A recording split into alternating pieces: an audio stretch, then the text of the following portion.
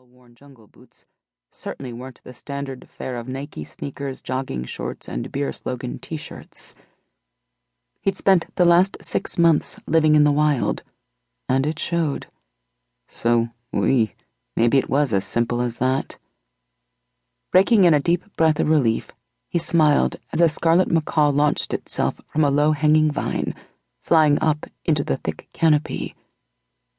Its brilliant plumage glinted in a rare ray of sunlight that managed to cut through the treetops, its squawking call echoing down to the forest floor below.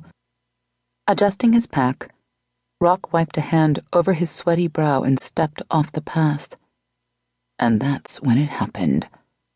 100 yards behind him, a howler monkey screeched out a warning, and all sound in the jungle, save the murmur of steadily dripping water, came to a record-scratching halt. Man has entered the forest. And, okay, now was probably not the time to be channeling Bambi. Rock quickly shrugged out of his pack and leaned it against the wet, ivy-covered base of a massive tree. He covered it with the fronds of a nearby fern before silently moving toward the monkey's call. Paralleling the trail, he melded into the jungle's shadows, becoming nothing more than a shadow himself. As the forest slowly came back to life, the insects picked up their droning chorus first, followed by the warbling birds and the grunting chatter of the band of howlers high in the trees. He hadn't gone very far when a flash of movement caught his eye. Pressing himself against a tree trunk, breathing in the fresh, earthy smell of the lichen growing near his face, he waited. It didn't take long, since the guy was sprinting up the trail. "In a hurry to kill old Rock, are you? Well, sorry to say, son, but today is not your lucky day." He held steady until his would-be assassin whizzed by, then stepped from behind his cover. In a flash, he had an arm around the young man's neck, and one of his cigs pressed into a soft kidney.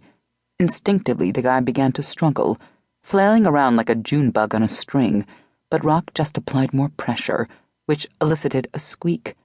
A very unmanly squeak. Huh? He didn't loosen his hold on that skinny neck as he tucked his 9mm into his waistband in order to yank off those ridiculous mirrored sunglasses. The baseball cap went next, and he was astonished to watch a long black ponytail unravel in front of him. Rock spun his captive around and nearly shit his own heart. "Vanessa? What the hell are you doing here?" She'd found him. Finally, after months of searching, she'd found him. And the sound of his smooth voice, that sweet Cajun drawl that brought to mind tin roofs and front porch swings, stroked her eardrums like a silken glove. "I've come to help you," she breathed excitedly, barely resisting the urge to throw her arms around his neck, to touch his dark hair.